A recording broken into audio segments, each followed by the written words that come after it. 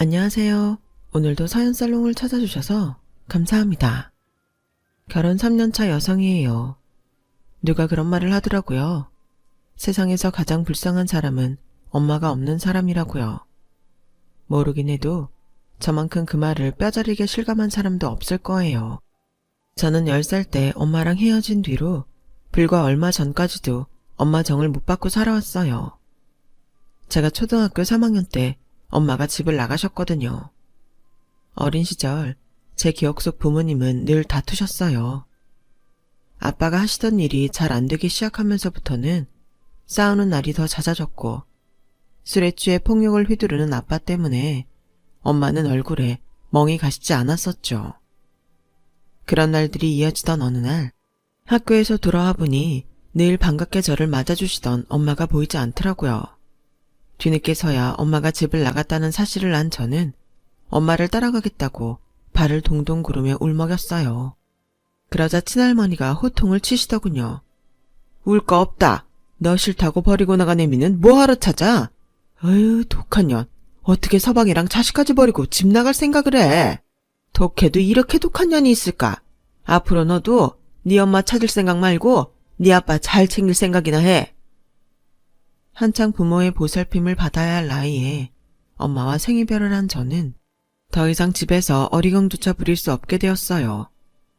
엄마가 집을 나가신 이후로 저희 집은 많은 게 달라졌어요. 가장 눈에 띄게 바뀐 건 밥상이었죠. 따뜻한 국과 찌개가 있던 자리엔 시장에서 사온 밑반찬과 김이 놓였고 그나마도 여의치 않을 땐 컵라면과 빵이 주식이 되었어요. 친구들은 급식이 맛이 없다고 투정을 부리며 남기곤 했는데 저한테는 급식이야말로 제가 먹을 수 있는 최고의 한 끼였어요. 가끔 친할머니가 김치와 밑반찬 등을 가져다 주시긴 했지만 솔직히 입에 맞지도 않고 그나마도 얼마 가지 않아 바닥이 나곤 했어요. 먹는 것 외에 빨래며 청소, 그 밖의 집안일들은 아빠가 도맡아 했었는데 아무래도 일 때문에 휴일에 몰아서 하다 보니 깨끗한 옷과 실내화를 기대하기는 힘들었어요. 그 당시 아빠 머리가 시원치 않아서 도우미 아줌마를 부를 형편이 안 되니 어쩔 수 없었죠. 하는 수 없이 제가 어깨너머로 보고 배운 대로 세탁기도 돌리고 설거지도 했지만 어디 어른 손만 하겠어요? 친할머니는 저희 집에 오실 때마다 집안 꼴을 보시고는 한 소리를 하셨어요. 아이고, 내가 못 살아. 집안 꼴이 돼지우리가 따로 없네. 이놈의 기집애야. 집안 꼴이 이게 뭐냐? 네 애비는 밤낮으로 돈 버느라 죽을 똥살똥하는데 딸내미가 돼선 집안 살림도 하나 못해. 내가 네 나이 땐 밥이며 빨래는 물론 어린 동생들까지 챙기고 살았다. 치애미 닮아서 지 아빠 불쌍한 것도 모르는 못돼 처먹은 년 같으니라고. 애미나 딸년이나 내 새끼 등골 빼먹고 사는 것밖에 모르지. 제 딴엔 한다고 하는데도 할머니는 늘 저희 엄마까지 들먹이며 타박이셨고 그럴수록 저는 친할머니와 거리를 두게 되었어요. 다행히 얼마 뒤 아빠가 하는 일이 나아져서 벌이가 전보다 좋아지자 도우미 아주머니를 부르게 되었고 먹는 것도 전보다 나아지게 됐어요. 친할머니도 전보다 덜 찾아오셨고요. 그렇게 시간은 지나 제가 초등학교 5학년이던 어느 날 아빠가 평소와 달리 일찍 집에 돌아오셨더라고요. 그리고는 제 방에 들어와 뜬금없이 엄마가 보고 싶지 않냐고 물었어요.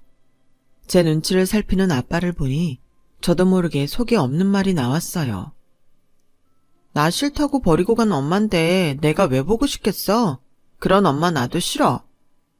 그러자 아빠는 어두운 표정으로 고개를 떨구고 말했어요. 혜진아, 너희 엄마 너무 미워하지 마. 엄마가 너 미워서 집 나간 거 아니야. 아빠가 미워서 그런 거지. 그리고 엄마가 너 버린 거 아니야. 아빠가 혼자 버려지는 게 두려워서 너 두고 가라고 했던 거야. 아빠의 그 말에 정신이 확 드는 것 같았어요.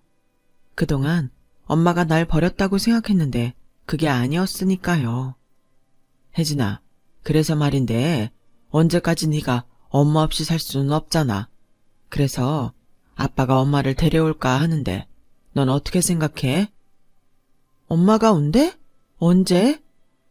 혜진이가 원하면 아빠가 내일이라도 당장 데려올게. 엄마가 다시 온다는 말에 너무 기뻐서 그날 밤 한숨 못 잤어요. 그런데 네가 혜진이구나. 예쁘게 생겼네. 오늘부터 아줌마가 혜진의 엄마야. 우리 앞으로 잘 지내보자. 우리 엄마가 돌아오시는 줄 알았는데 낯선 아줌마가 저희 집에 왔더라고요. 아빠가 말한 엄마는 제 친엄마가 아닌 새엄마였던 거예요. 새엄마는 저보다 3살 어린 아들을 데리고 왔는데 어찌나 장난이 심한지 집에 온 지 몇 분도 안 돼서 제 방을 난장판을 만들었어요. 그런데도 아빠는 혼내긴커녕 모처럼 집안이 북적거리는 게 사람 사는 집 같다며 좋아하시더군요. 저 하나 빼고 다들 들뜬 모습이었어요. 누가 봐도 다정한 가족의 모습이었죠. 그럴수록 저는 더 외로웠어요. 아빠는 몰랐겠지만 새엄마는 그리 좋은 사람이 아니었거든요. 아빠 앞에선 제게 방긋방긋 웃어주던 새엄마는 아빠가 없으면 웃음기 하나 없이 싸늘한 얼굴로 변했어요. 새엄마는 아빠가 안 계시는 낮에 집에 친구분들을 데려와 화투를 치거나 술판을 벌이셨어요. 그리고는 그럴 때마다 술주정하듯 제게 화를 내셨어요. 저기 집에만 보면 우라가 치밀어. 눈빛이 재수없단 말이야. 건방지게 눈 내리깔고 있는 것도 싫고 슬금슬금 눈치 보는 것도 짜증나. 너 하나만 없으면 우리 세 식구가 걱정 없이 살 수 있는데. 얘, 너 친엄마랑 연락은 하니? 네 엄마 보고 너 좀 데려가라고 그래. 너 때문에 집안 분위기가 우중충해진단 말이야. 아, 내 팔자야. 내가 전생에 무슨 죄를 지었길래 남의 자식까지 데리고 살아야 하냐고. 네 할머니가 그러는데 네가 그렇게 니네 엄마랑 닮았다며?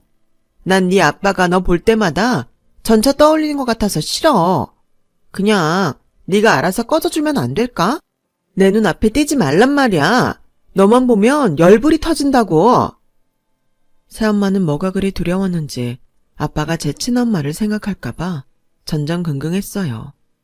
엄마를 닮은 저한테 화풀이를 할 정도로요. 혹여 아빠가 제 방에 들어와 단둘이 대화라도 나눌라 치면 어떻게 알고 득달같이 달려와 부녀간에 무슨 말을 하나 귀를 세우곤 했어요.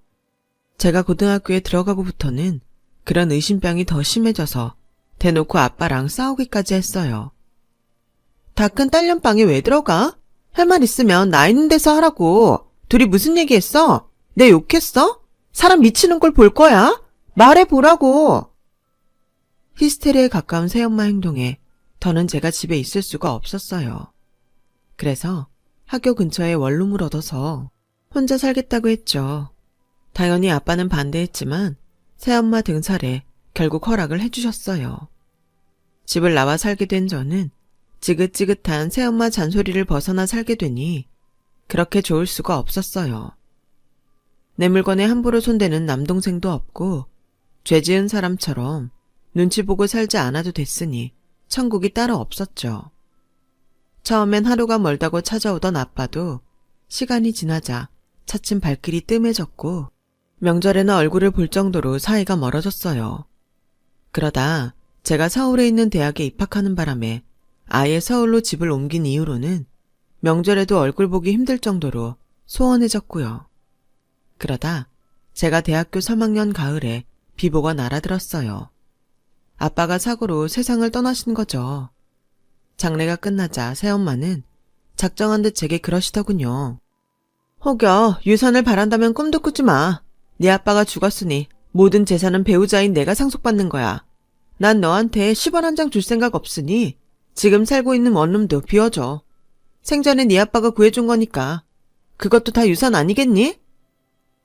그럼 저는 어떻게 살라고요? 저 유산 같은 건 바라지도 않아요. 그러니까 저 지금 사는 집만 건들지 말아주세요. 그럼 조용히 연 끊고 살게요. 얘 정말 웃긴 애네? 넌 양심도 없니? 넌 그동안 네 아빠 돈으로 대학도 가고 용돈 받아가며 서울에서 신나게 살았잖아. 내 아들은 대학도 못 보내서 고졸로 땡쳤는데 그만큼 키워준 거면 부모 노릇 할 만큼 한 거니까 더 욕심부리지 말고 앞으로 네 힘으로 살 궁리해. 들어보니 고시원인가 뭔가 하는 데는 보증금 없이도 들어가더라. 그 정도는 네가 벌어서 살 수 있잖아. 그동안 부모 덕에 편히 살았으면 이제는 네 힘으로 살 생각을 해야지. 그러니 앞으로는 집에 찾아올 거 없다. 너나 나나 서로 얼굴 보고 살 이유는 없는 사람들이니까. 기다렸다는 듯 저를 내쫓은 새엄마는 아빠 공장까지 팔고는 모든 재산을 들고 아들과 동네를 떠났어요. 그런데 장례를 치르고 얼마 지나지 않아 제가 사는 서울 집으로 낯선 사람들이 찾아왔더라고요.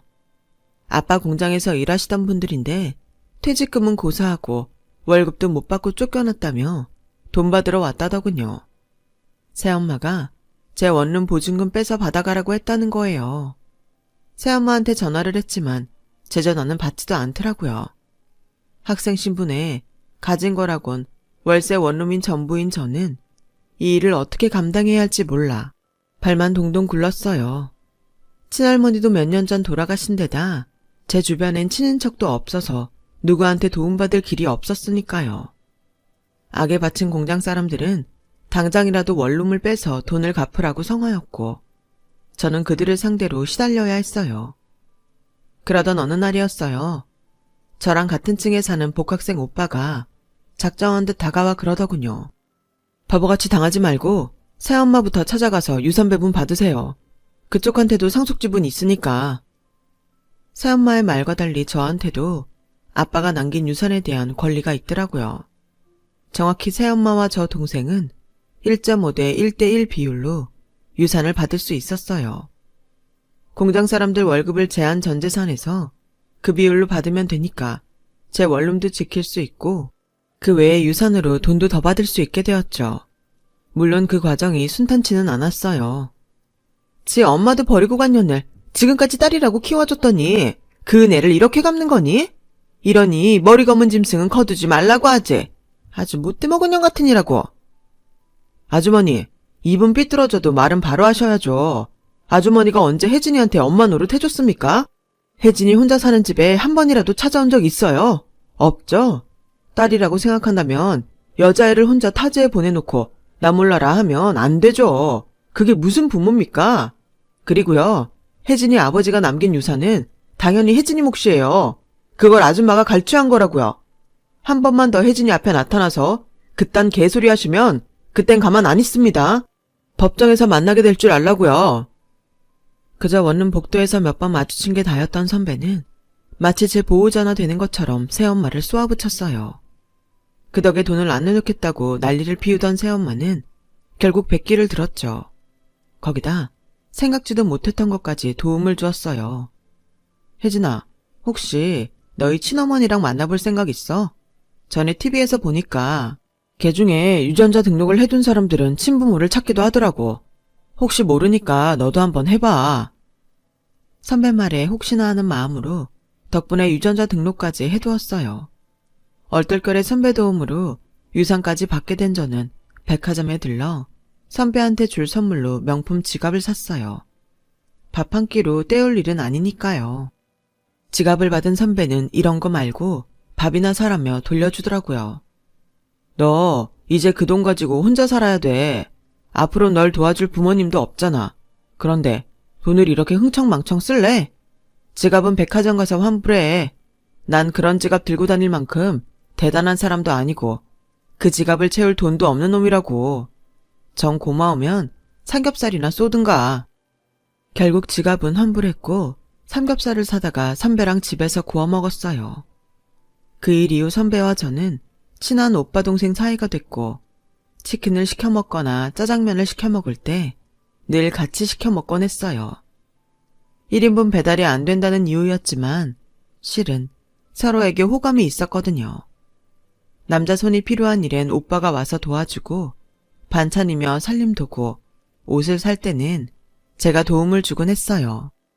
대학을 졸업하고 취업을 한 뒤에도 우린 퇴근 후 옥상에 올라가 맥주를 마시며 하루를 마감하는 사이로 지냈어요. 누가 봐도 우리는 연인처럼 보였지만 정작 우리는 우리가 사귀고 있다는 생각을 해본 적이 없었어요. 그저 늘 곁에 있는 사람이라서 너무도 당연하게만 생각했었거든요. 그러다 연애도 건너뛰고 결혼을 결심하게 된 건 오빠네 집에서 선을 보라고 닥달을 했기 때문이에요. 처음에 그 말을 들었을 땐 오빠가 장난을 하는 줄 알았어요. 요즘 세상에 선 봐서 결혼하는 사람이 어딨냐. 거짓말을 하려면 제대로 해. 애가 모르는 소리 하고 있네. 광고에도 나오잖아. 커플 매칭 회사들 말이야. 엄마가 더 나이 들기 전에 손주 한번 안아보시겠다고 나 몰래 가입했나 봐. 사진 보니까 너보다 훨씬 이쁘더라. 초등학교 선생이라나? 놓치기 아까운 자리라는데 나 이 선 볼까 말까? 그걸 왜 나한테 물어? 오빠랑 나랑 무슨 사이라고. 알아서 해. 정말 후회하지 않겠어? 오빠의 마지막 말에 나도 모르게 가슴이 휑해지는 것 같았어요. 언제까지고 옆에 있어줄 것만 같았던 사람이 남의 남자가 되어 내 곁을 떠날지 모른다는 생각을 하니 이제야 오빠가 나한테 얼마나 중요한 사람인지 알겠더라고요. 그래서 창피함도 무릅쓰고 제가 먼저 프로포즈를 했지 뭐예요. 어머님께는 내가 손주 안겨드리면 되잖아. 그러니까 손 보지 마. 그제 오빠는 피식 웃고는 쇳불도 당김에 빼랬다고 당장 반지부터 사러 가자고 했어요. 그날 그렇게 커플링을 사서 낀 우리는 그 주 주말에 오빠 부모님을 찾아뵙고 인사를 드렸어요. 수원에서 식당을 하시는 시부모님은 그리 까탈스러운 분들이 아니라서 당사자들이 좋다는데 더 기다릴 게 뭐 있냐시며 해를 넘기지 말고 바로 식 올리라고 하셨어요. 오빠를 통해 저희 집 사정을 알고 계셔서 결혼 준비는 시어머님이 많이 도와주셨어요. 친정이 없다는 게 이렇게 주눅드는 일인 줄 처음 알게 된 저로서는 시어머니 눈치를 볼 수밖에 없었어요. 내 눈치 볼 거 없어. 따지고 보면 나도 고아야. 어릴 때 친정엄마가 세상 떠나시고 작년에 친정아버지마저 세상을 떠나셨거든. 부모 자리까지 자식이 책임지고 살 수는 없는 거잖니? 그러니까 우리 대현이랑 아들 딸 낳고 재미지게 살 생각만 하렴. 시부모한테 효도하겠다는 생각도 마라. 부모는 내 자식이 행복하게 사는 거 볼 수 있으면 그걸로 족하니까. 친정엄마 정을 못 받고 살아온 제게 어머님은 친정엄마 목까지 해주셨어요. 그렇게 우리는 만난 지 7년 만에 결혼을 하게 되었어요. 시부모님은 가게 일이 바쁘시다는 핑계로 자주 내려오지 말고 명절에나 얼굴 보고 살자고 하셨지만 그게 다 저희들 편하게 해주시려고 일부러 그러신다는 건 알고 있었어요. 저희 부부가 주말에 가게로 찾아가면 그렇게 반가워하셨거든요. 남들은 시댁에서 받는 스트레스로 시자만 들어도 치가 떨린다는데 저는 외롭게 살아서 그런 건지 좋은 시부모님을 만나서 그런 건지 시댁에 가는 것도 꺼려지지 않았어요. 불과 결혼 1년 차였기에 그랬는지도 모르겠지만요. 그런데 문제는 엉뚱한 곳에서 터졌지 뭐예요. 글쎄 멀쩡히 회사에 다니던 남편이 휴직을 하겠다는 거예요.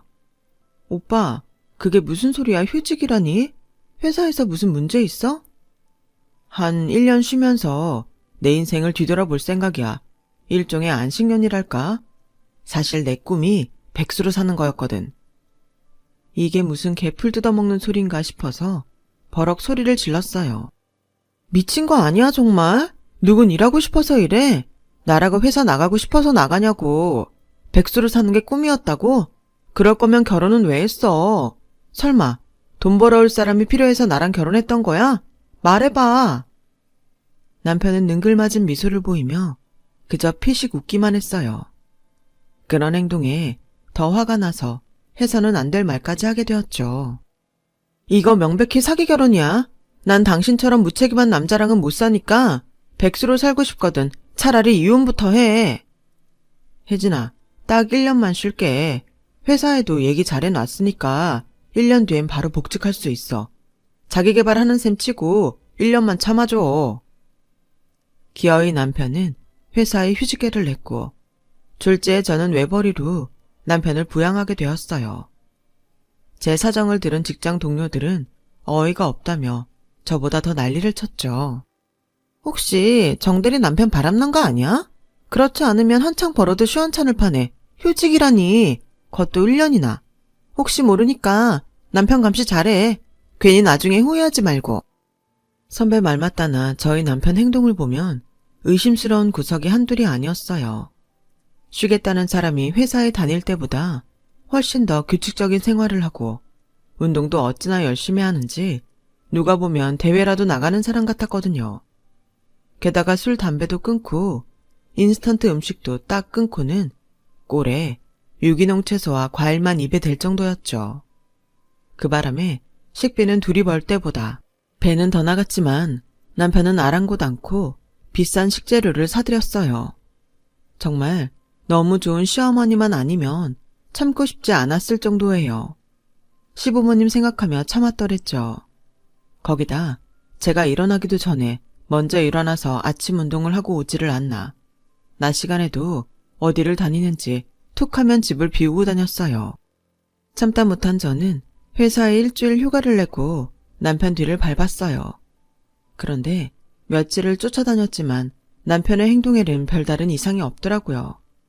새벽부터 운동을 하고 몸에 좋다는 채소로 즙을 짜서 먹고 매 끼니마다 신선한 재료로 밥을 지어 먹는 것 외엔 별 일을 안 했거든요. 단지 의심스러운 게 있다면 낮 시간에 잠깐씩 병원에 들리곤 했는데 딱히 진료를 받으러 가는 것 같지는 않고 누군가 병문안을 가는 것 같았어요. 그래서 5일째 되는 날 남편이 병원에서 나오는 걸 확인하곤 병원에 들어가 남편의 행적을 쫓았어요. 그랬더니 남편이 드나들던 병실에서 간병인 아주머니가 나오더라고요. 아, 사위분 찾아오셨구나. 사위라뇨? 누구 사위요? 누구긴 1103호 아주머니 사위지. 요 앞에 빵집에 갔으니까 조금 있으면 올 거예요. 들어가서 기다려요. 그 말에 다리에 힘이 빠져서 한참을 벽을 짚고 서 있었어요. 남편이 나 몰래 두 집 살림을 하고 있다는 확신이 들었거든요. 그리고는 용기를 내서 1103호 병실로 들어갔어요. 2인실 병실 침상엔 젊은 여자 환자랑 중년 여성이 나란히 누워 있었어요. 간병인 아주머니가 사위라고 했으니 젊은 환자는 아닐 테고 중년 여성이 남편이 찾는 사람일 거란 생각에 곁으로 다가갔어요. 그런데 얼굴이 많이 낯익더라고요. 그래서 이름표를 봤더니 세상에 오정숙, 제 친엄마 이름이었어요. 제 발소리 때문에 잠에서 깼는지 중년 여성이 눈을 떴어요. 그리곤 제 얼굴을 살피더니 울먹이는 목소리로 제 이름을 부르더라고요. 혜진아. 20년이 흘렀지만 엄마 목소리는 예전 그대로였어요. 엄마는 눈물이 그렁한 눈으로 저를 바라보고 계셨지만 저는 선뜻 다가가지 못했어요. 그때까지만 해도 나를 버리고 떠난 엄마를 용서할 수 없었거든요. 엄마도 독을 쓰고 서 있는 제 표정을 보시더니 아무 말도 하지 못했어요. 그저 눈물만 뚝뚝 흘릴 뿐이었죠. 그때 빵집 봉투를 손에 들고 병실로 돌아온 남편은 저를 보고는 놀라서 뒷걸음질을 쳤어요. 그런 남편한테 다그치듯 물었죠. 오빠, 어떻게 된 거야? 오빠가 왜 이 사람이랑 같이 있어? 왜 오빠가 이 사람 사위 노릇을 하고 있었냐고? 혜진아, 화내지 말고 내 말 좀 들어봐. 내가 다 설명해 줄게. 더 들을 거 없어. 내가 지금껏 어떻게 살았는데 자식 버리고 나가선 한 번도 안 찾아온 사람이야. 날 찾고 싶었다면 유전자 등록 정도는 했을 거야. 근데 안 했더라. 그래놓고 이제 와서 무슨 엄마야. 병들고 나니까 보살펴줄 자식이 필요한 거라면 난 사양할래. 엄마도 날 버렸는데 나라고 엄마 못 버리란 법 있어? 그러니까 오빠도 더는 이 사람 만나지 마. 그런 거 아니야. 너 데려가시려고 몇 번이나 너희 집에 가셨었대. 장인어른께서 널 안 보내신 거야. 그건 너도 알고 있잖아. 너 혼자 서울에 있다는 걸 알게 되셨을 때는 이미 몸이 많이 안 좋아지셔서 어쩔 수 없었던 거라고. 남편은 저도 알지 못하는 제 친엄마의 근황을 제게 들려주었어요. 결혼을 앞두고 업체에 의뢰해 엄마를 찾아주려 했던 남편은 몇 달 전에서야 엄마 소식을 알게 되었다고 했어요. 엄마는 혼자 살면서 몸을 제대로 챙기지 않은 탓에 간이 안 좋아졌고 결국 몇 해 전부터 간경화가 심해져서 이식 외엔 방법이 없는 상태가 됐어요. 이런 몸으로 이제 겨우 행복하게 사는 딸 앞에 나타날 수 없다고 하자 저희 엄마한테 간이식을 해주려고 제 남편이 휴직을 하기로 한 거였죠. 이식 수여자 몸 상태가 좋아야 수술 성공률이 높다며 술, 담배도 끊고 유기농 채소에 몸에 좋은 음식만 입에 대며 운동을 해왔던 거예요. 엄마 없는 서름을 당하며 살아온 제게 친엄마를 만나게 해주려고요. 그 말을 듣고 나니 하염없이 눈물이 흘렀어요. 결국 남편을 끌어안고 오열했지 뭐예요. 남편한테 너무 고맙고 미안한 마음에 눈물이 쉬 멈추지 않았어요. 이런 사람한테 이혼까지 요구했던 제가 너무 한심하고 창피하더라고요. 몰랐으면 모를까 알게 된 이상 남편이 간이식을 하게 놔둘 수는 없었어요. 아무래도 딸인 제 간이 엄마한테 더 적합할 거란 생각도 들었고요.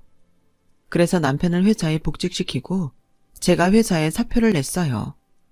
휴직을 하고 싶었지만 회사 사정상 육아휴직이 아닌 이상 긴 휴가는 불가능하다고 해서요. 얼마 뒤 엄마의 간이식 수술은 무사히 끝났고 이제는 저도 엄마도 건강히 잘 지내고 있어요. 남편은 그동안 떨어져 산 우리 모녀를 위해 저희 엄마와 함께 살자고 해줘서 지금은 전보다 큰 집으로 이사해서 엄마랑 같이 살고 있어요. 20년 만에 엄마 없는 서름을 벗게 된 저는 현재 첫 아이를 임신 중이에요. 아직 출산까지는 한 달도 더 남았는데 저희 엄마는 벌써부터 산후조리에 필요한 물품을 챙기고 계세요. 결혼식장에는 홀로 들여보냈지만 분만실엔 꼭 함께 들어가서 제 손을 꼭 잡아주시겠다나요? 첫 출산을 앞두고 많이 떨리긴 하지만 든든한 남편의 시어머니, 친정엄마까지 곁에 있으니 두려울 것도 없네요. 이제는 앞으로 태어날 우리 아기와 함께 엄마이자 아내, 그리고 저를 아껴주는 시엄마와 친정엄마, 두 엄마의 딸 노릇도 제대로 하며 살아볼 생각입니다. 지금까지 제 사연을 들어주셔서 감사드려요. 들어주신 모든 분들 건강하시고 하루하루 행복하세요. 여러분, 사연 댓글에 응원과 현명한 조언 부탁드려요. 좋아요와 구독은 저에게 큰 힘이 됩니다. 오늘도 좋은 일 가득하세요.